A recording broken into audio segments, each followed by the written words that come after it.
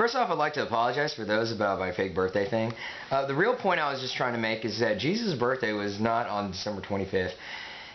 And that it's okay. It's okay to get, like, information wrong. I wasn't trying to, like, throw a middle finger at people for not knowing my birthday, my actual birthday. My actual birthday is actually on February 15th.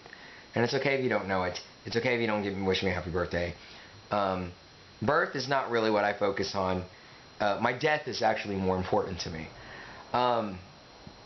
Because death really signifies the finality of things, and you get to you get to make philosophies about who what I represented, and try your best to kind of live the things that were good about me and forget the things that were bad, like this incident as far as this is concerned.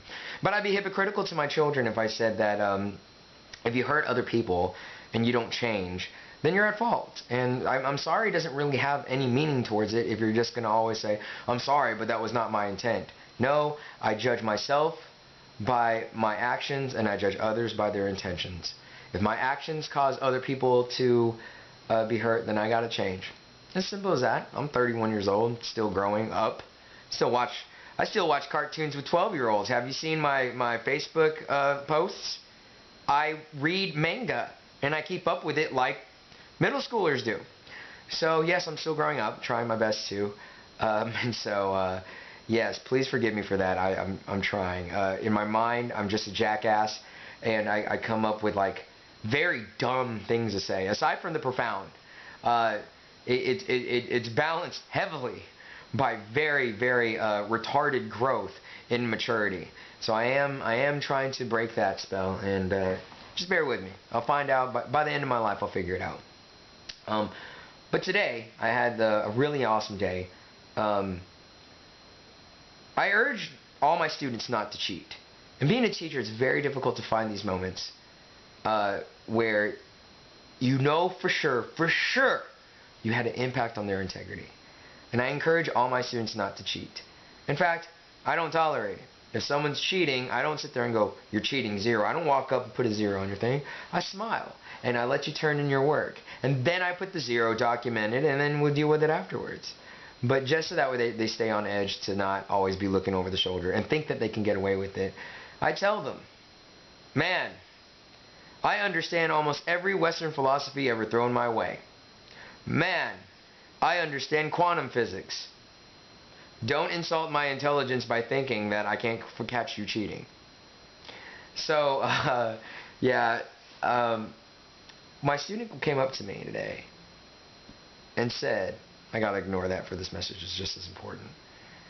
My student came up to me today and said, Mr. Lass, I was going to cheat, but because of what you said, I didn't.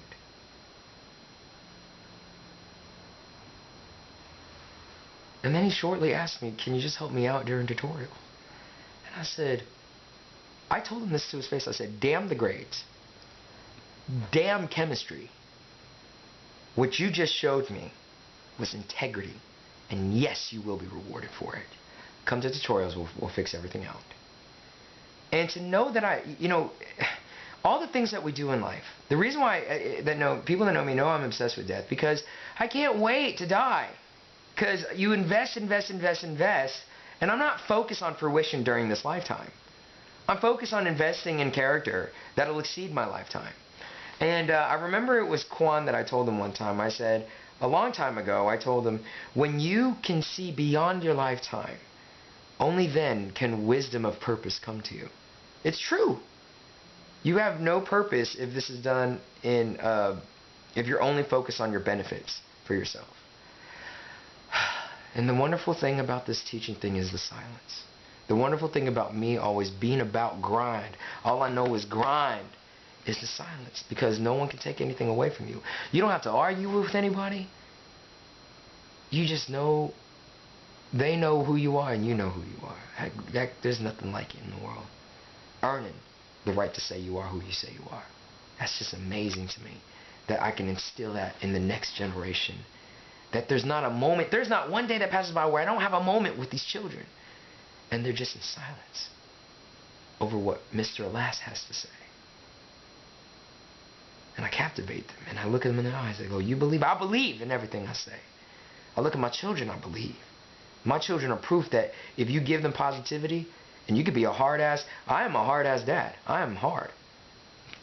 But we have fun. They know what it is. And they sacrifice themselves to make me happy. My students sacrifice themselves to appease to me because they believe in me. And I can't let them down by not believing in them. And that's where the whole thing about this whole conversation that I'm having with this camera and sharing this moment with you guys is because I had a conversation with a good friend of mine, and he or she, I'm not going to mention he or she was talking about being scared, not knowing, fear.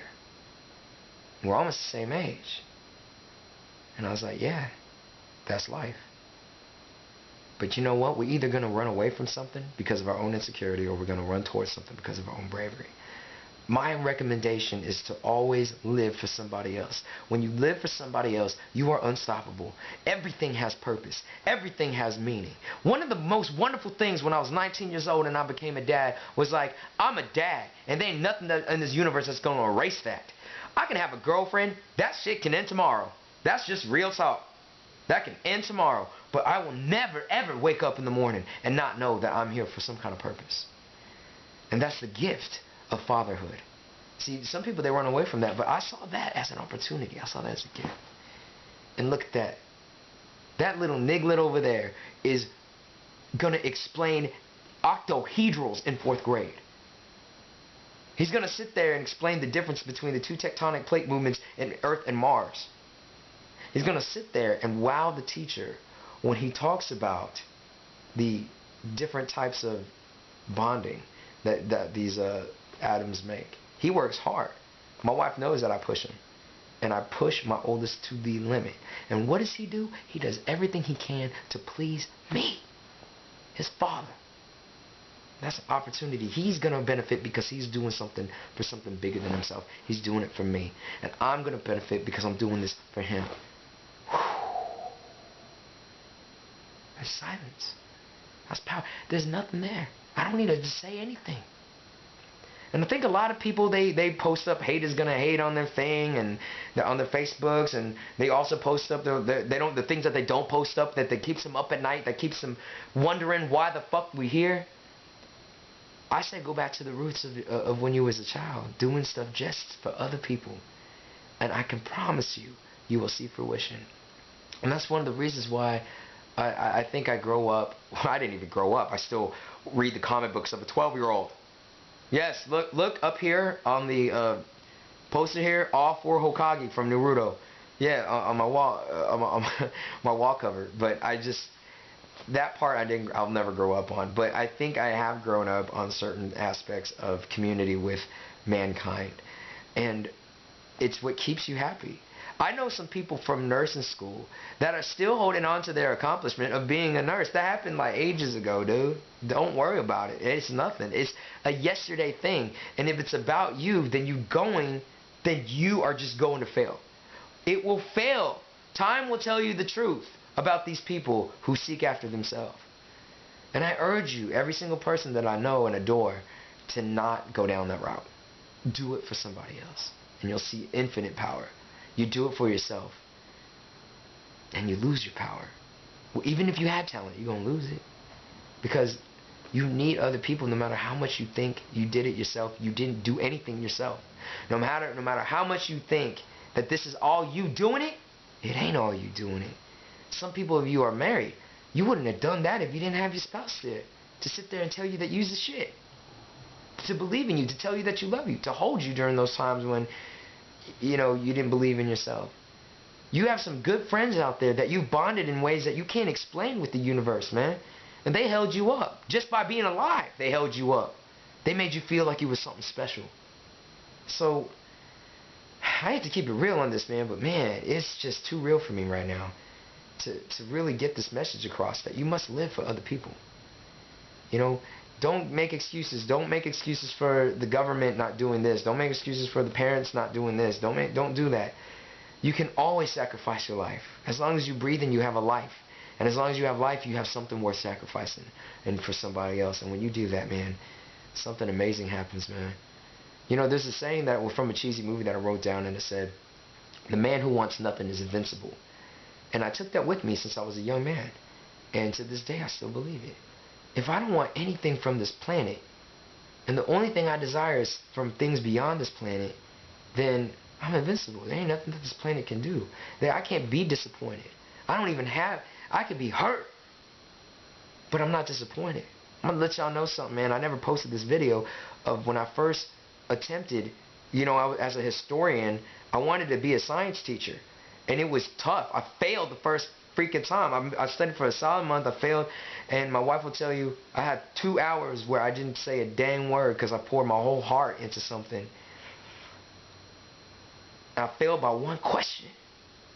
And I poured my whole heart into it. And it hurt. And that's how I knew that God communicates to me through pain. And that's why I knew that heaven cannot be this place with no pain whatsoever. It's got to be a place where pain exists so that way I can persevere through it anyway. That's what it's about, man.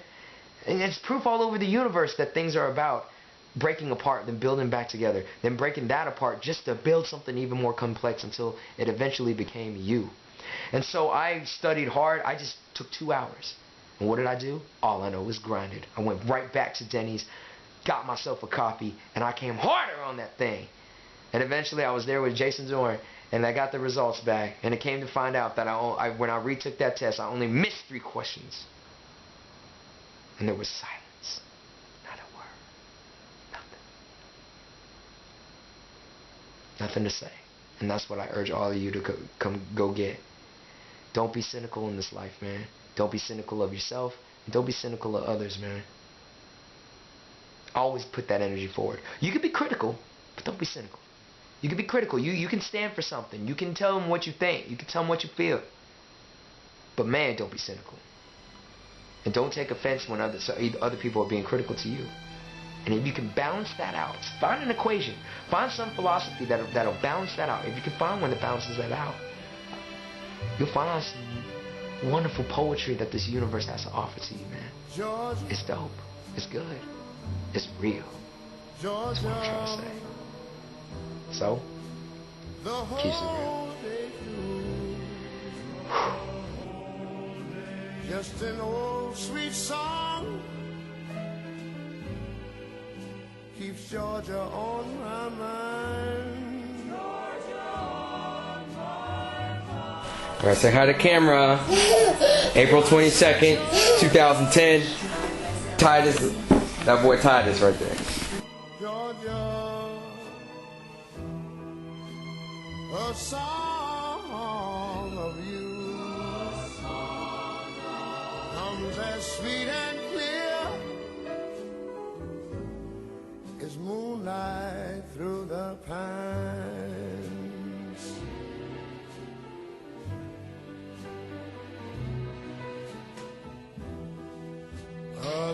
What's your name? Matthew. Matthew what? Matthew Alice. How old are you? 10. Does crying ever do anything? No. Does saying I'm sorry ever do anything? What do you have to do for that to happen to you? Change what? Yep. I have to choose to be good. That's right. And who's going to help you change? Is people going to help you change? No. Who has to change? Me. And who's the only person that can help you change? And who? And God. Okay, alright, here we go. Alright, Dan Dan, which one is the queen? Queen, very good. Which one is the rook? Very good. That one. Yeah. Every time. Dennis!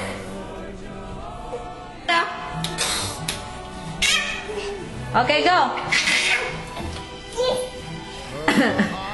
Be careful, don't hurt your brother. Dan, be careful, don't hurt your brother. Okay. These are the 2 babies. This baby right here. I'm gonna get that guy. I'm gonna get that guy, okay? You see what I'm saying? You see what I'm saying? Yes.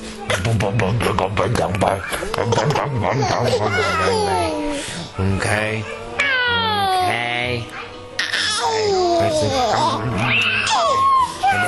Tell a secret. Tell a secret. Oh.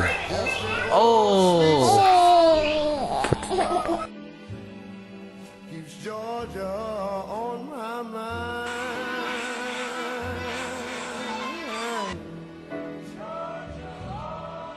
I say just an old sweet song. What'd you say? You're gonna what? And what? And swim. Okay. Say bye, Mommy. Bye, Mommy. I miss you. Bye, Mommy. Hi, Mommy. Hi, Mommy. Hi. Oh my gosh. Hi, Oh, man. You're coming after me.